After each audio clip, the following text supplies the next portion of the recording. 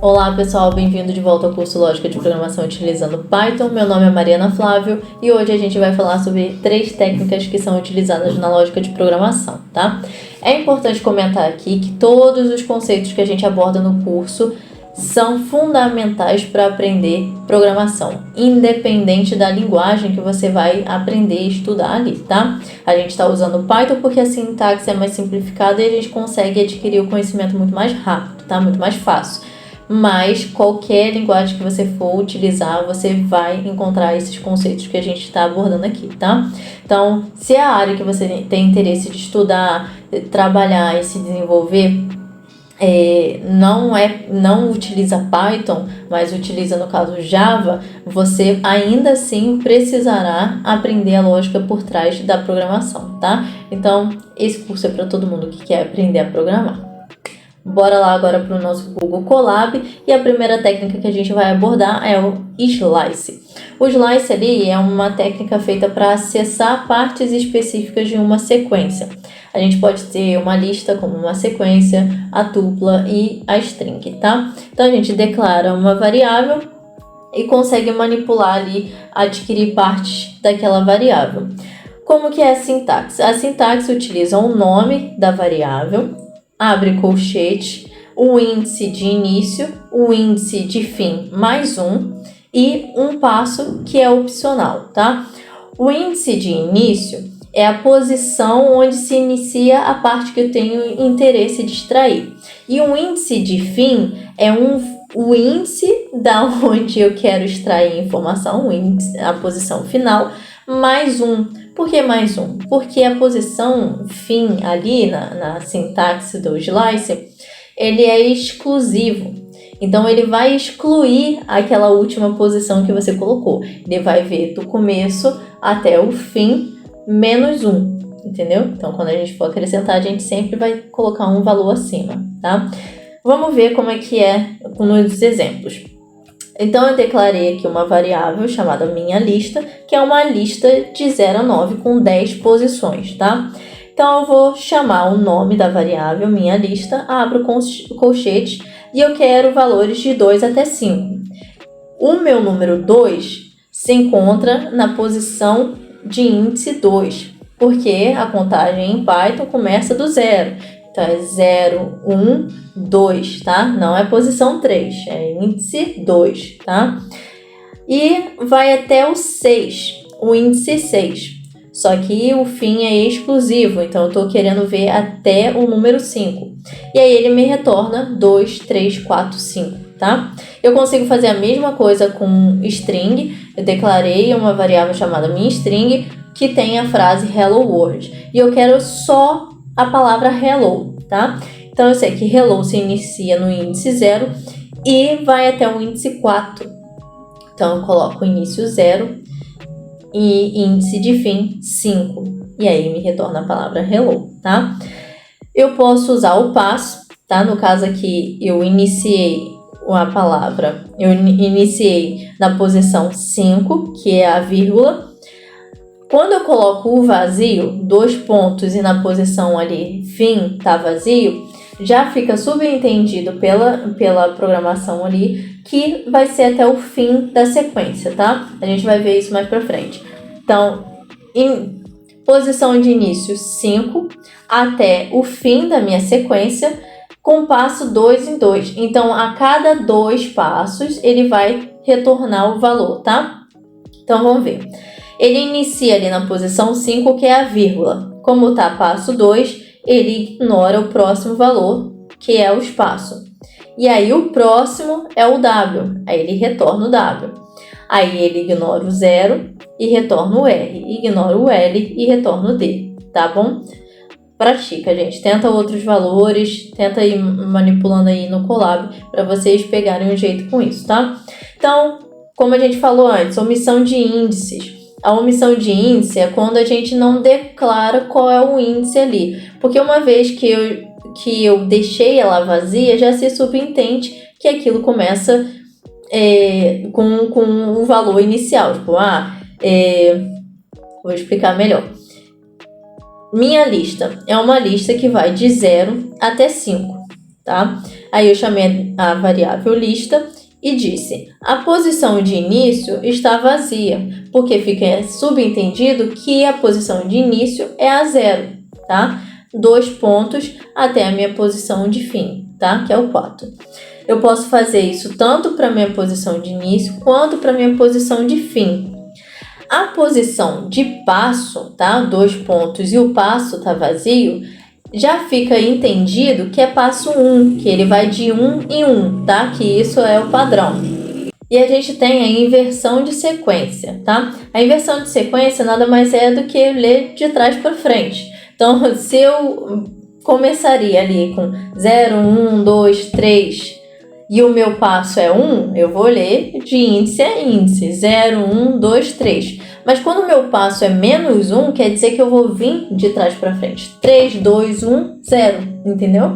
O menos 1 é só para indicar que eu estou começando do final, tá? Eu posso fazer isso também para texto, tá? Para string. Então, eu tenho ali, declarei a variável texto, que tem uma string Python, e se eu quero ver tanto do início até o final da minha sequência, com o passo menos 1, então a minha sequência vai se iniciar no último elemento. E aí ele vai vir menos 1, menos 2, menos 3, menos 4, tá? E aí esses índices negativos, eles não precisam ser utilizados apenas ali no passo. Tanto no início quanto no fim, eu também posso utilizar os índices negativos. Então, eu tenho uma lista, declarei ali uma lista de valores de 10, 20, 30, 40, 50. Só que eu quero a posição menos 3 até o final. Então, ele inicia na posição menos 3. Qual é a posição menos 3? Se a última posição é menos 1, eu venho contando menos 1, menos 2, menos 3. Então, o antepenúltimo é o menos 3. E aí, eu começo a minha contagem. Aí vai menos 3 até o fim da minha sequência. Menos 3 é 30, 40, 50, tá? A gente tem as aplicações aqui do Slice, que é retirar partes específicas de um texto, de uma string, né? A gente pode dividir uma sequência em 2 partes. Então, eu tenho uma lista ali de 1 a 6. E eu posso extrair a primeira parte de 1 a 3 e numa segunda variável extrair a segunda parte dessa minha sequência de 4 a 6, eu tenho aí 2 variáveis novas com a informação da minha sequência, tá? Como vocês podem ver aqui no exemplo. Mas cuidado com uma coisa, tá? Que é importante falar. O Python ele não vai lançar um erro se você declarar o fim com um índice que não existe na sequência, tá? Porque era esperado que ele fizesse, mas uma vez que você declara um índice, assim, eu tenho aqui a minha lista com 3 posições, né? Com 3 valores. E aí eu digo que eu quero a minha lista do início até o índice 10, mas eu só tenho 3 índices. O Python já subentende que é até o final da lista, tá? Ele não vai falar, não existe um índice 10. Ele simplesmente vai retornar até a última posição da sequência, tá? Imutabilidade. Isso significa que se você está retirando uma parte de uma string, você vai obter uma string como resultado, tá? Se você extrair uma string, você vai ter uma string. Se você extrair uma parte de uma lista, você vai ter uma lista. Se você extrair uma parte de uma tupla, você vai ter uma tupla, tá bom? E é isso o Slice. Agora vamos para a função range e enumerate. Essas funções aqui são extremamente importantes para facilitar a nossa vida no loop for. O loop for é a nossa próxima aula, tá? E a gente já vai estar introduzindo aqui o range e o enumerate, porque assim, aqui no Python, o range e o enumerate são estruturas já prontas, tá? Ele já tem uma função interna no Python que já facilita essas listas aqui pra gente. Mas, quando você está em outras linguagens, é bem provável que você vai precisar ali estruturar no código esses tipos de funções, tá? Mas não se preocupa, porque tem algumas linguagens que isso daqui também já está pronto. Tudo depende da área que você vai trabalhar, tá bom? Então, o range, que é em português faixa, né? Uma faixa de valores, é uma função que vai gerar ali uma sequência de números, começando de um determinado início que você declara até um fim e que pode ter o passo, tá? Então aqui eu declarei a variável 0, start, que é início, stop, que é parada, né, que é o fim, a variável stop e a variável step 2, tá? Isso aqui basicamente é início, fim e o passo, tá?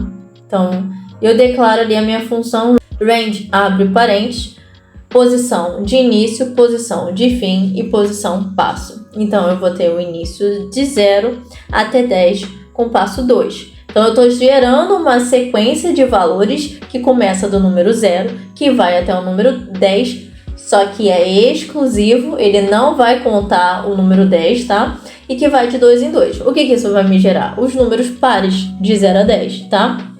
Sem contar com 10. Vamos lá. Eu posso gerar também, usando a função range, apenas com o número da minha parada, porque ele já se subentende que o início começa do 0, tá? Então eu botei ali stop, né, que é o fim, vai ser 10. Logo, ele vai criar uma lista de 0 a 10. Exclusivo, tá, gente? Então ele não vai considerar o último valor. Se você ver, eu estou utilizando aqui a função list para converter o que é gerado pela função range em uma lista. Por quê? Porque a função range, ela é uma função interna que a linguagem vai utilizar os seus valores, as suas posições ali na memória e verificar esses valores que ele gerou. Mas ele não é uma variável, entendeu? Ele era uma função que gera uma sequência para o computador utilizar, tá? E para eu poder visualizar isso, eu preciso converter ela em uma lista. Se você ver aqui, ó, se eu usar apenas o range, ele vai me retornar que é uma range de 10, de início 10 até 0 com passo menos 2, tá? Agora, se eu colocar aqui list... Eita, que eu esqueci o teclado hoje. Se eu colocar list aqui e dar um play, tá? Executar aqui, ele vai aparecer a lista. Então, você viu, com o passo menos 2, é aquela questão que eu falei. Ele vai fazer ao contrário, de trás para frente. Então, ele criou uma lista de 10, começando com 10 até 0, de 2 em 2, tá? A função enumerate é para eu enumerar, adicionar índices a uma lista, tá? Uma lista ou uma tupla. No caso aqui, eu declarei a variável x com uma tupla com informações Apple, Banana e Cherry, tá? E aí, eu declarei uma variável y e apliquei a função enumerate. Se você ver ali, enumerate abre parênteses, a variável x fecha parênteses, tá? Então, eu falei, enumera essa tupla aqui para mim. Então, para cada elemento, ele vai adicionar um índice, um valor ali em ordem, 0, 1, 2, 3, tá? Se você ver aqui. Só que aqui é a mesma coisa, uma função que é gerada informação ali para o computador manipular. Então, para a gente ver o que ele está gerando, eu tenho que converter para uma lista. Aí eu converti aqui e eu vi que ele gerou uma tupla, ele gerou uma lista de tuplas, tá? Onde os elementos estão sendo enumerados, tá? A gente consegue alterar o índice inicial usando a operação aqui, start, tá? Com esse argumento, né, que a gente chama dentro da função, com esse argumento start, a gente consegue dizer qual é o número que eu quero iniciar os meus índices. Eu não quero que comece de 0, eu quero que comece de 20, começando a contar de 20. Então, eu uso enumerate, chamo a variável que eu quero, que contém a minha sequência, vírgula, start igual a 20. Aí, se você ver o resultado, foi 20, 21, 22 como os índices, tá? E foi isso, pessoal, a aula de hoje. Espero que vocês tenham gostado. Foi mais rápida, mais tranquila. Mas a próxima aula a gente vai começar a programar, porque depois de for, if, aí a gente já pode botar a mão na massa e começar a fazer um monte de coisa. A gente já aprendeu agora a base, né? E agora a gente já pode criar os nossos códigos, tá bom? Então, eu espero que você tenha gostado. Se inscreve no canal, dá aquele joinha no vídeo E é isso aí. Beijos.